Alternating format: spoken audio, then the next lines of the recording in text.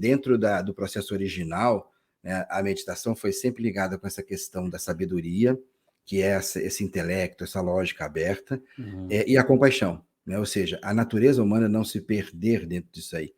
E quando a atenção plena chega, ela chega meio desvinculada desse aspecto, né? Como uma coisa metacognitiva. Então, agora a gente já vai vendo que é necessário que surja, a partir da consciência, numa atenção aumentada, uma consciência que a gente chama de consciência cuidadora, que é o kindness, né? Eu olho com consciência, mas uma consciência que cuida. Então, independente para aquilo que eu olho com cuidado, né? Então, a tradução da compaixão poderia ser isso, né? Tudo importa. Tudo importa, há um cuidado em olhar aquilo, mesmo que seja coisa que eu não goste, mesmo que seja coisa que não me toque, mas há um cuidado. E essa consciência que, quando fortalecida, é que ela realmente sustenta todas as outras. Né? Porque aí é possível você ter essa visão de cuidar daquilo que chega até a mente, né? Para que, se a gente não tiver em rede, não fizer esse cuidado, vai se perder, tudo vai se perder. Né? Porque aí a gente vai querer ficar num aspecto muito próprio. Né? Eu gosto de uma frase que eu escutei de Márcia Baja também, que é uma pessoa fantástica dentro do mundo da meditação, e ela diz assim: sentamos para levantar. Ou seja, eu sento ali para olhar para a coisa mais ampla, porque eu saio para oferecer isso. Isso não tem nexo algum. Né? Ela sempre foi dita assim, né? Olhe para você porque você está em rede. Há uma interconectividade, um entreser, uma interdependência. Então, a gente tem trazido essa coisa do kindness, né, de que é preciso essa natureza humana surgir como o fogo que nos sustenta. O resto orbita dentro disso, porque senão a gente trocou. Né? Então, o Dalai falava isso, né? A gente está amando as coisas e usando as pessoas. A gente inverteu. Né? Até a própria... Não é figura de linguagem só quando a gente começa a falar que ama McDonald's, que ama o carro que a gente tem. Né? Isso, de alguma maneira, perturba essa condição primária de amor ali. Né? Então, a gente não perdeu esse cuidado, porque a gente não está mais olhando com cuidado. Né? A gente está olhando como uma coisa que possa me servir ou que possa não me servir. Não me servir. Né? E o resto, eu estou indiferente. Né? Exatamente. Então, é preciso ganhar consciência de cuidado. Kindness seria isso, né? A expansão de uma consciência a partir do movimento de mindfulness, de uma atenção ampla, mas cuidando das nossas experiências. Agora, no processo de estudo do kindness, né, que a gente traz hoje, que o Lama de Minawang trouxe para dentro do Instituto de Ciência Contemplativa, nós estudamos outros aspectos além do mindfulness, que seria o aspecto atencional. A gente estuda dentro dos fatores de mente, né? A gente estuda camadas de consciência, camada sensorial, camada mental e camada natural, e estuda 5 ciências: a ciência atencional, a ciência motivacional, a ciência perceptual, a ciência emocional e a ciência físico-socioambiental, ou ciência de conexão. Então, a meditação leva em conta todos esses aspectos, né? Não só a atenção. Não é só uma atenção que sustenta a minha presença enquanto a natureza humana.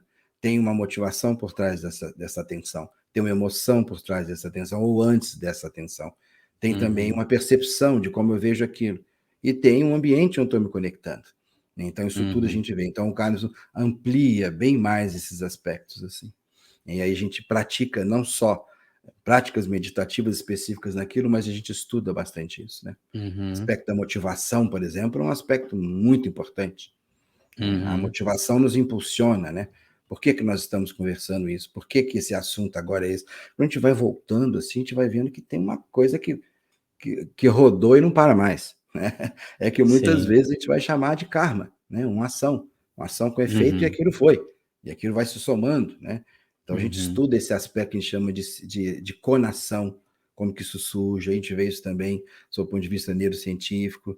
Então, o Carlos é uma visão cuidadosa, sabe, de nós e de tudo que a gente percebe como uma realidade, como uma experiência que a gente vive.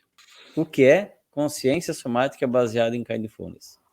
É um movimento, eu posso dizer mundial, né, dentro do nosso aspecto ocidental, que diz assim que a gente precisa de resgatar essa presença de corpo na prática meditativa.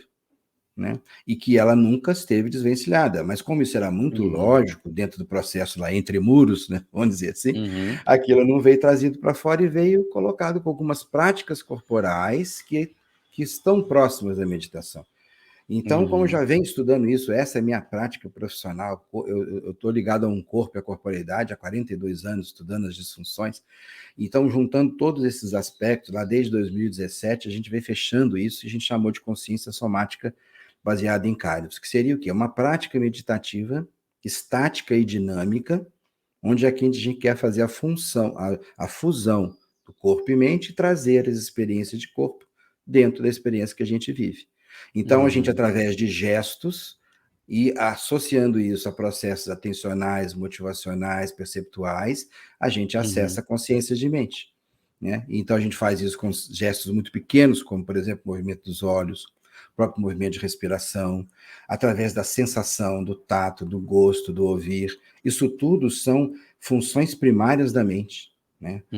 Dos 5 sentidos, que na verdade hoje são 7, né? Que são somados mais à propriocepção e o equilíbrio, né? Que a gente já conhece há muito tempo, mas ainda não era inserido na categoria, vamos dizer assim, de sentido, e a gente vê que ele é muito importante. Então, estar de pé, por exemplo, é um processo muito complexo.